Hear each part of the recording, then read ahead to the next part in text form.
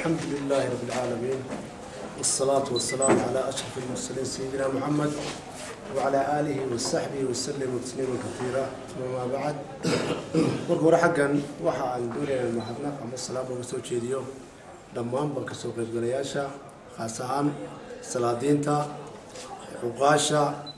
مسؤولين تقرنكا مسؤولين تقبتشوغا قدوميها قبتشوغا رشيد عبد الله قاس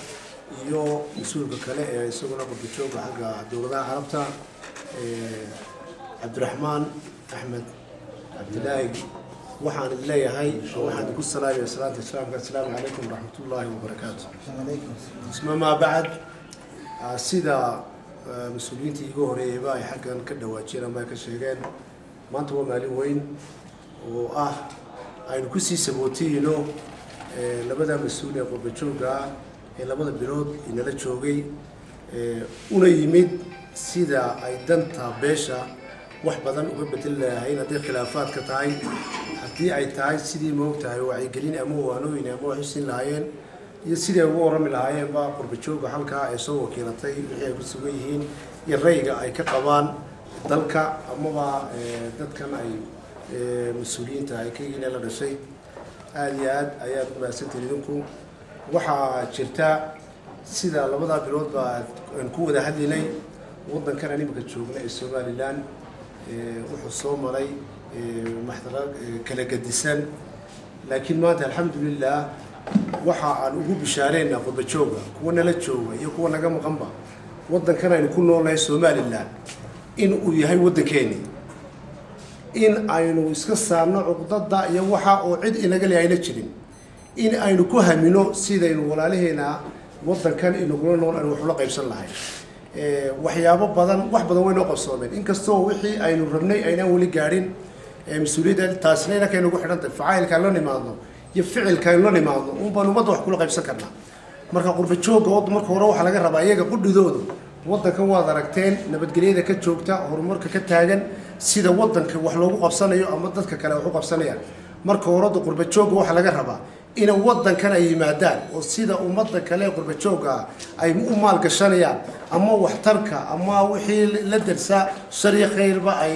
kaalintooda uga qaadanayaan inaad ka qaadataan oo wadankiina aad timaadaan oo wixii leedin sheegi jiray maanta waad aragtaan inaad ku aragtaan wax weyn baa iska bedelay haddii xagga dawladda tahay haddii xagga shacab weynaha tahay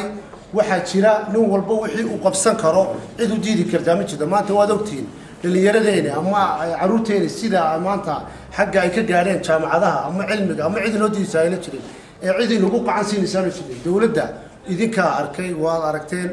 waad la kulanteen wax la isku diiday yahay uma jirto laakiin qofku haduuna isagu wax qabsan cidna wax lama qabanayso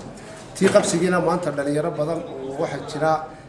maanta inoo kacay alxamdulillah ama jaamacadaha ka soo baxaan ama qaar jaamacadaha ku jiraan oo nolosheena in badan wax ka bedelay kuwaasna aad iyo aad baan ugu mahadnaqnaa dhalinyarada inakana waxa looga baahan yahay maanta waqtiga la joogo xisaabaa jirta waxa jirta insha Allah ta'ala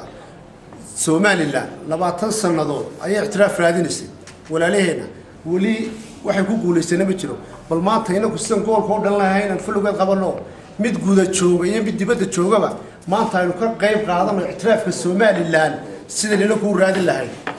taas ayaan idinku boorinayaa oo inakoo calankii iyo ixtiraafkii Soomaaliland sidna haddaynu nahay beelahan minority-ga ama beelahan la sooco balan walaalaheena Soomaaliland qudhidoodu iyagu cugdad bay naga waxay leeyihiin ixtiraafka iyaga meelaha iska hortaagan maanta inagu hormoodaynu noqono ixtiraafka Soomaaliland maanta inagu aan qacanteena ku soo qaadno ayaan idin leeyahay dadka kale halka joogna waxaan leeyahay war midnimadu way fiican tahay